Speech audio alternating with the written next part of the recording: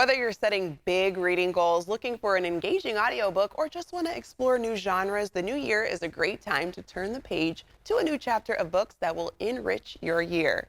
Here to share some recommendations and a few surprises is Brendel Wells, adult materials selector for the Sacramento Public Library. Welcome, Brendel. Thank you so much for having me. Happy to have you on. So, Brendel, we have so many New Year goals going on right now. And why would you say is becoming a better or even just a more consistent reader such a rewarding goal for people, and what offers the best chance at success for setting this reading goal? Well, it's hard for me to answer that because reading has been so much a part of my life. But really, reading expands your world. It gives you an opportunity to meet new people, to laugh, to cry, to learn new things without ever leaving your couch. It's just fabulous. And people often talk about, well, I want to read more, how can I do that? And the first thing I tell them is set realistic and attainable goals. Don't decide that you're going to read 50 books in a year if the most that you've ever read is 10. And don't decide that you're going to read all the classics that you never read in high school when you really would prefer to read a good fantasy epic.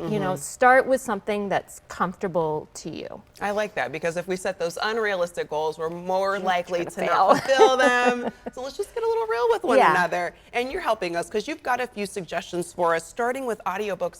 Audiobooks, they're kind of more popular than ever before. Can you recommend one that's perfect for immersing ourselves into, Brendel?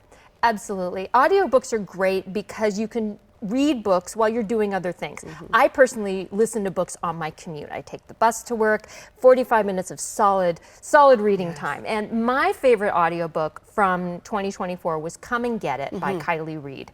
And this is a whip-smart, character-driven novel about a visiting professor at an Arkansas university who's looking for her next research topic. And it's also about the students that she observes while looking for this topic. And it is beautifully written, full of vibrant characters that you want to spend time with. And the narrator does such a fabulous job with this book, differentiating between the characters and capturing the speech patterns of college students. I could not wait to get back, put my earphones back in and start listening again. It is just an absolute delight. I was laughing and just utterly absorbed all the way through it. I love that you've read the books because you can give us that clear description of what it is like to read it. And you being a pro reader, I'm like, okay, I'll check it out. Yeah, do, absolutely do. Okay, what else would you suggest about creating reading goals?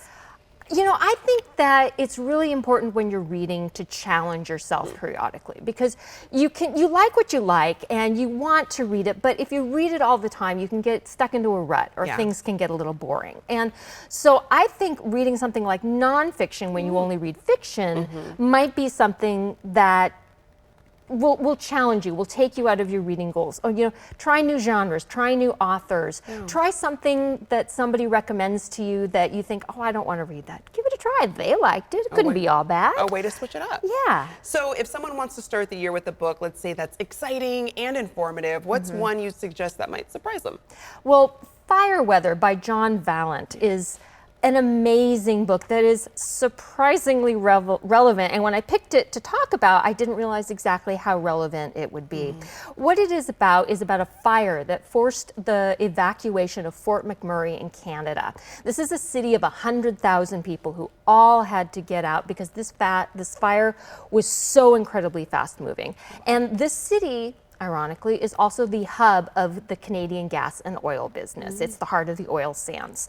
And so this book is incredibly dramatic, the way that the fire comes to life. It is actually a character in this book. And so following that is incredibly dramatic and relevant to Californians. But what's also really good is that Valiant puts the fire into the context of our changing climate.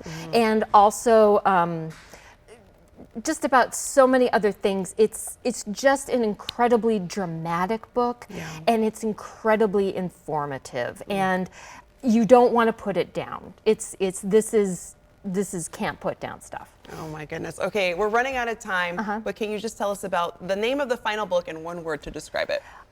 What You Were Looking For is in the Library by Michiko Aoyama.